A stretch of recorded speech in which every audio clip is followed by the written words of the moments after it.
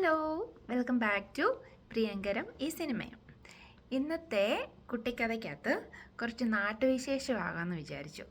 എൻ്റെ വീട് അതിരമ്പുഴയിലാണ് കേട്ടോ. അപ്പം കോട്ടയത്തുള്ള അതിരമ്പുഴ. ഈ അതിരമ്പുഴ കുറച്ച് ഫേമസാണ്. പണ്ടത്തെ കാലത്ത് ഭയങ്കര ട്രേഡ്സൊക്കെ നടന്നുകൊണ്ടിരുന്ന ഒരു സ്ഥലമാണ് ഈ അതിരമ്പുഴ എന്ന് പറയുന്ന സ്ഥലം. അപ്പം അവിടുത്തെ ചന്തക്കടവും ഒക്കെ അതിന് പേര് കേട്ടതാണ്. അതുപോലെ മഹാത്മാഗാന്ധി യൂണിവേഴ്സിറ്റി അതിരമ്പുഴയിലാണ്. പിന്നെ വിശ്വപ്രശസ്തമായ അതിരമ്പുഴ പള്ളിപ്പെരുന്നാൾ, അത് ഭയങ്കര ഫേമസാണ്. എസ്പെഷ്യലി 24-ാം തീയതി രാത്രി പെരുന്നാളത്തെ വെടിക്കെട്ട് ഒക്കെ ഒത്തിരി ഫേമസാണ്. അപ്പം ഈ പള്ളിപ്പെരുന്നാൾ വരുമ്പോഴത്തേന് ഞങ്ങൾക്കത് ശരിക്കും ഒരു ആഘോഷമാണ്. ശരിക്കും ഒരു കല്യാണമൊക്കെ നടക്കുന്ന പോലെയാണ്. വീട്ടിലതുപോലെ ആൾ കാണും. അപ്പം സാധാരണ ജനുവരി 19-ാം തീയതിയാണ് പള്ളി പെരുന്നാൾ കൊടിയേറുന്നത്. സെബസ്ത്യാനോസ് പുണ്യാളൻ്റെ പെരുന്നാളാണ് കേട്ടോ. പള്ളിയുടെ പേര് സെൻറ്റ് മേരീസ് ആണെങ്കിലും പള്ളിപ്പെരുന്നാൾ സെബസ്ത്യാനോസ് പുണ്യാളൻ്റെ പെരുന്നാൾ ഭയങ്കര വലിയ പെരുന്നാളാണ്. അപ്പോൾ അത് ജനുവരി 19-ന് കൊടിയേറും. ഫെബ്രുവരി 1-ാം തീയതി 1-ാം പടം കൊണ്ട് അത് അവസാനിക്കും. അപ്പം 19-ാം തീയതി കൊടിയേറി കഴിഞ്ഞ് കഴിഞ്ഞാൽ പിന്നെ 4 ദിവസം വരുന്ന 4 ദിവസം ഇങ്ങനെ 4 ഭാഗത്തു നിന്നുള്ള കഴുന്നുണ്ട്. പിന്നെ 24-ാം തീയതിയാണ് രാത്രി പെരുന്നാൾ എന്ന് പറയുന്നത്. അന്നാണ് ശരിക്കും പറഞ്ഞാൽ വെടിക്കെട്ട്. പണ്ടെന്നൊക്കെ പറഞ്ഞു കഴിഞ്ഞാൽ ഒത്തിരി രാത്രിയിലായിരുന്നു ഈ വെടിക്കെട്ട്. 3 സെറ്റ് വെടിക്കെട്ടുണ്ടായിരുന്നു.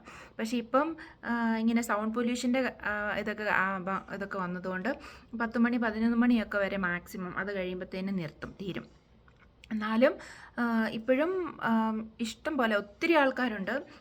നമുക്ക് പെട്ടെന്ന് ചെന്നില്ലെങ്കിൽ എങ്ങും ഇരിക്കാനും ഒന്നും കിട്ടത്തില്ല. ആ പള്ളി പരിസരങ്ങൾ മുഴുവൻ തിരക്കായിരിക്കും. അപ്പം അതുപോലെ 25-ാം തീയതി പകൽ പെരുന്നാൾ. അപ്പം എൻ്റെ വീട്ടിൽ നടക്കുന്ന സംഭവം എന്ന് പറഞ്ഞു കഴിഞ്ഞാൽ, എൻ്റെ മമ്മിയുടെ വീട്ടിൽ നിന്ന്, അതായത് അമ്മച്ചിയുടെ മക്കളെല്ലാവരും, പിന്നെ കെട്ടിച്ചു വിട്ടെടുത്തുനിന്ന് എൻ്റെ കസിൻസ്, അതുപോലെ പപ്പയുടെ വീട്ടിൽ നിന്ന് എല്ലാവരും അപ്പം വീട്ടിൽ വരും. വീട്ടിൽ വന്ന് ഫുഡൊക്കെ കഴിച്ച് പെരുന്നാളൊക്കെ കൂടി അതൊരു ഒരു ഫെസ്റ്റിവലാണ് ശരിക്കും പറഞ്ഞാൽ.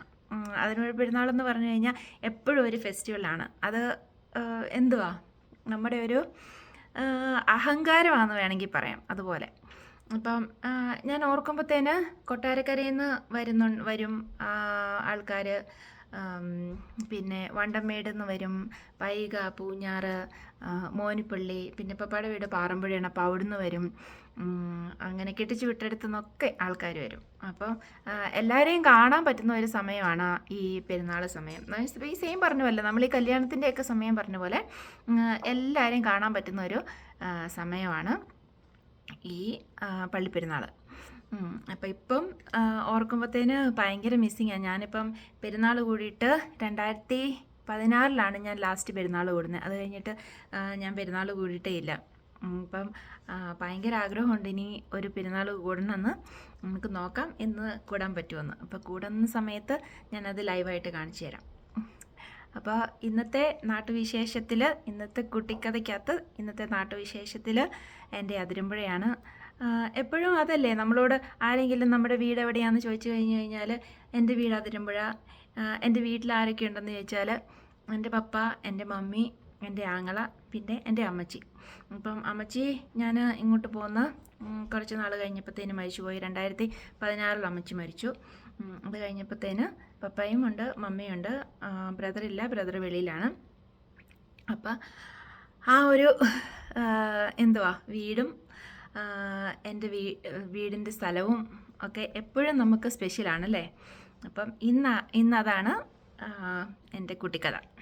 Thanks for watching. ബൈ.